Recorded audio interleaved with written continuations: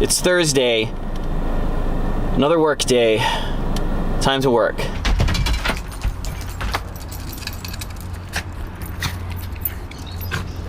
Go. Come here. Hurry, come here. Come on.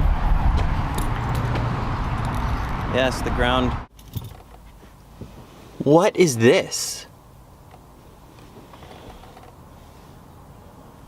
What is this thing? So I have to take, I don't know which camera to look. I have to take a picture at the store of the store. So I figured, hey, why don't I bring my real camera? And I figured, hey, why not use it to vlog as well? I hate that word. I wish there was another word. Why not use it? This is what the top vloggers and video people are using now. It's so big, but that's just the main thing. It's huge. It's heavy. I have my GoPro next to this beast of a camera. This is gonna fall any second. It's a DSLR with amazing glass, the lens. It has autofocus. I'm at 2.8, so the background's gonna be blurred nicely. So I'm gonna like it for those reasons. But if you're not a full-time video guy, the DSLR is not the way to go. So I can see a lot of people who watch some popular YouTube channels and they're like, I want to do exactly that. What gear do they use? And they look at the gear and they go, oh wow, okay, I need a 70D, I need like an 11 to something or a 16 to 30, all those lenses. I need a microphone, because that's, you're gonna hit, God bless America. I hate this intersection. Okay, we're going.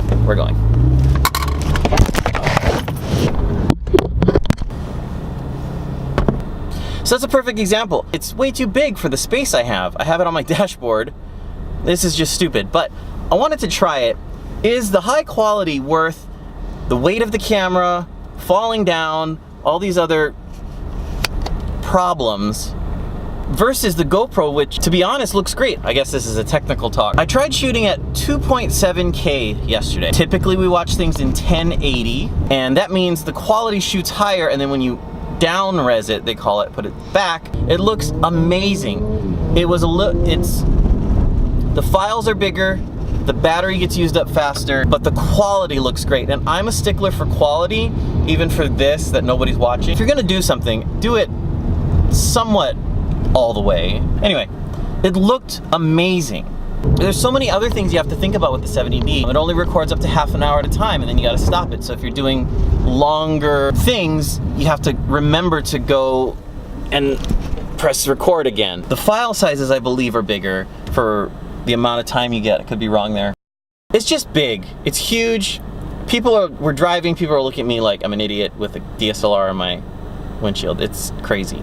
It's crazy. That's another thing I don't like. DSLRs, of course, the 70D and 80D have a flip out screen so you can also view yourself. That is so distracting to me. You have to get in the habit of looking at the lens like this, because now I'm talking to you, versus looking at the screen, which most people do when they vlog. They're like, hey guys, I woke up today, and but they're not looking at you, the lens. Very distracting. With the GoPro, I have the GoPro Hero 4 Silver, and that one has a screen on the back. Now I'm used to the camera, and it's such a wide lens and, you know, all that.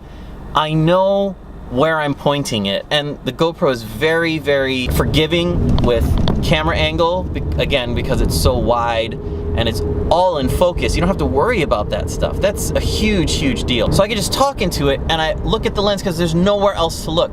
I'm not accidentally looking at the screen and being, yeah guys, you guys are great. Vlog. I hate that word. But on this thing, you see the screen, and granted I could pop it back, but who wants to do that if the screen is there? My camera is dropping as we go because the vibrations in the car. I'll be filming the ground in a few minutes. So as great as this quality is, you always want the right tool for the situation. I gotta fix this. This is just, what should I buy? Should I buy an $8,000 camera and a $2,000 lens and call it a day? No. Maybe a GoPro 4, which is now probably what, $199 used or something around there. Maybe that's the best rig for your situation. Look how small this thing is. It's super small. This thing is huge. It's massive. I'm at the store, I gotta get to work, but I'll talk about this more later.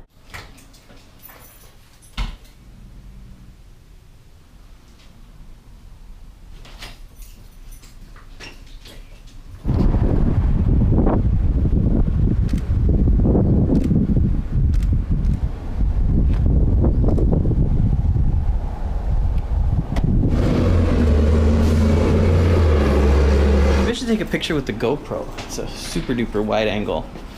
Duh. Walking around like this, talking to yourself basically, with this huge thing. Well, the type of image you get from a camera like this is much, much different than a GoPro that I'm shooting on right now. And the audio quality should be much better with a dedicated mic. And sure, I could get this on the GoPro with adapters, but this, look at, this is huge. It's 3 times bigger than the GoPro. This is just ridiculous for most people. Look, if you want to roll with this, that's totally cool. Go for it. Like, do not let me dissuade you from doing that. But do realize that this is a huge, huge commitment visually, money-wise, editing-wise. Just, you know, there's a lot more parts and things. So strange. So I went to get some drinks across the street at the gas station. What happened was, apparently, some guy went to the gas station, walked inside, gave her $20 and said, I'd like $20 on pump 3. He goes outside and leaves. He drives away. Now, I don't know how much time had passed, but comes back, I guess goes to the same pump and tries to pump the gas, and it doesn't work. And he goes in, he's like, oh, hey, I was just here, I paid you $20, I left without pumping gas, can I get my money back? I'm sorry, what? I probably should have said something, but okay, if I go into a gas station and I put this on the counter and I say, I'd like this, it's $5, whatever, give them $5, and then I leave it on the counter. No, that's a bad example. Let's say I go in and I get a drink and I pay her $5 and I go outside and I put it on the curb, okay? And then I leave, I'm gone. I come back minutes later and these are gone. I had them on the curb, it's gone. And I go in and I say, hey, I had my drink outside, I just paid for it.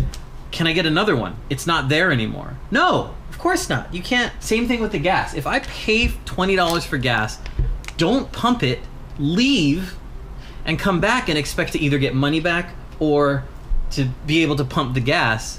I mean, something's wrong. That's not the company's problem. It's 12 p.m. I feel like I've been here For 5 hours at least. At least 5 hours. It's only been 2 hours that I've been open. Does that ever happen to you? So we use Square for our POS system. That's the system that you put your inventory in and use to sell things. And we use it as a credit card processor as well. That must be an amazingly crazy industry right now. I get calls all the time at the store. We can beat your current processor. We can offer you this. We can just got a call. Hello, thank you for calling. How may I help you? And he says, hi, I'd like to speak to the owner. Now, anybody who calls and immediately asks for the owner without telling who they are first, I have zero respect for. Maybe they don't want to waste their time talking to not the owner, but I have zero respect for people who don't call and immediately identify themselves.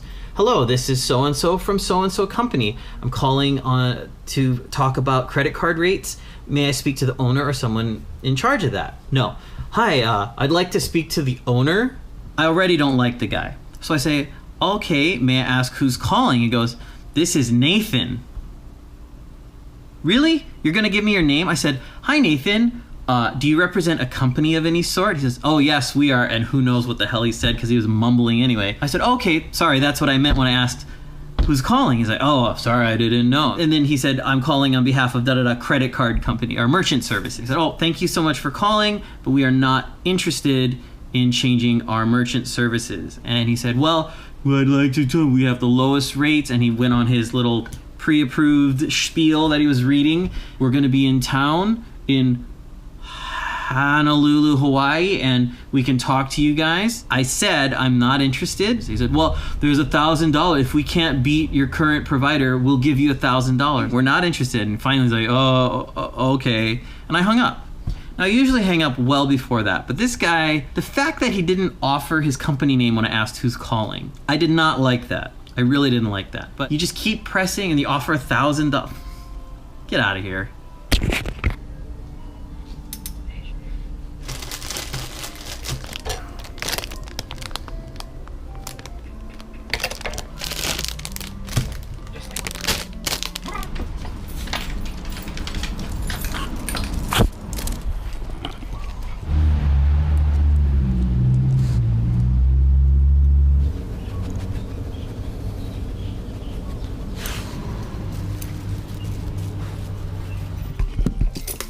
yeah.